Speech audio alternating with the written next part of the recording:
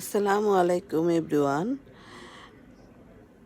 এই যে করল্লা কিভাবে আমি ফ্রোজেন করে রাখি, স্টোর করি, এই যে এইভাবে এনে আবার 1 সপ্তাহ পরে বা 1 মাস পরে যদি খেতে হয় ফ্রেশটা তো নষ্ট হয়ে যায় বেশি করে আনলে। এইভাবে আমি স্টোর করে রাখি।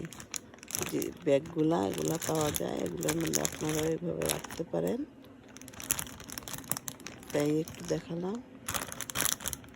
প্রথম দিন একটু ভাজি করে তারপরে যদি এরকম দুই ব্যাগ করে রেখে দেই, পুরা মাসে খাওয়া যায় এরকম ফ্রোজেন করে রেখে দিলে।